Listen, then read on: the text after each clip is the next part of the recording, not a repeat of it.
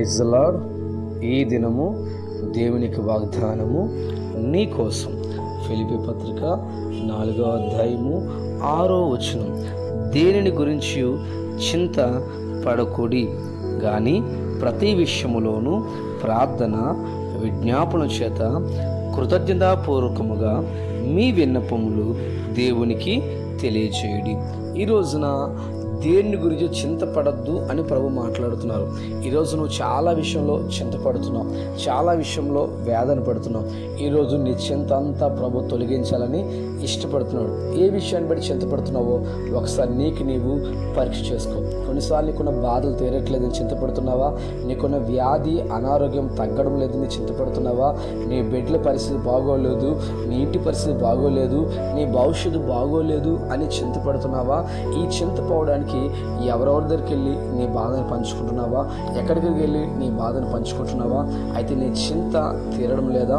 ఈరోజు వాక్యం సెలవిస్తున్న మాట, నీ చింత అంతా పోవాలంటే ఒకే ఒక పని చేయాలి. అది ఏమిటంటే ప్రార్థన విజ్ఞాపన చేత కృతజ్ఞతాపూర్వకంగా దేవునికి మాత్రమే మీ బాధ తెలియజేయాలి. ఎప్పటికైతే దేవుడికి నీ బాధ తెలియజేస్తావో, ప్రభు మీద ఎప్పుడైతే నీ భారం మోపుతావో నీ చింతంతా దేవుడు పూర్తిగా తొలగిస్తాడు.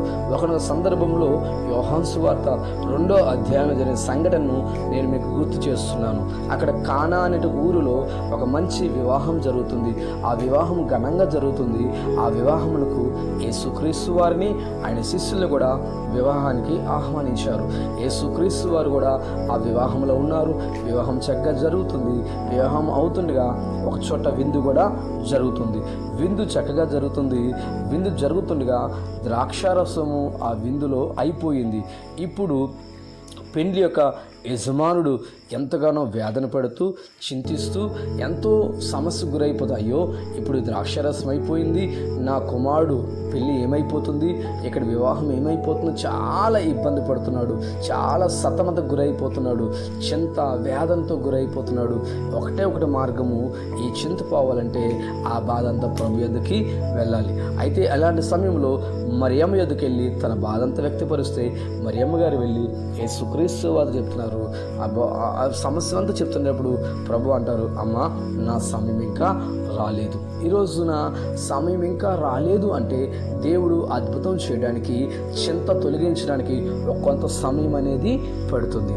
అయితే అక్కడ మరియమ్మ గారు అంటారు శిష్యులతో, ఆయన మీతో చెప్పింది చెయ్యండి అని చెప్పి మరియమ్మ గారు వెళ్ళిపోతారు. బాణం తీసుకొని ఆ రాతి బాణలో నీళ్ళతో నింపితే ఆ రాతి బాణలు నింపుదలతో నింపినప్పుడు ఆ నీళ్ళు ద్రాక్షారసంగా మారిపోతాయి.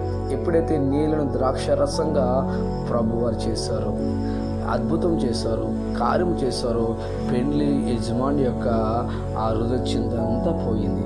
ఈరోజు నిజంగా నీ బాధ ప్రభు చెప్తే, నిజంగా నీ కష్టం దేవుడు చెప్తే, నీ కుటుంబంలో చింత యావత్తు దేవుడు తొలగించి నీ గుండెలో సమాధానమును, నెమ్మదిని, శాంతిని ప్రభు అనుగ్రహిస్తారు. ఇంతవరకు ఎవరెవరితో నీ చింత పంచుకున్నావా? వద్దు దేవుని బిడ్డ, ఎవరితో వద్దు, దేవుడితో మాత్రమే, నీ హృదయ రహస్యాలు ఎరిగిన గొప్ప దేవుడితో మాత్రమే నీ చింత అంతా పంచుకో. నీ గుండెని దేవుడు తేలిక చేస్తాడు. నమ్మండి, దేవుడి వాగ్దానము మీ జీవితంలో ప్రభు నెరవేరుస్తారు. ఆమేన్.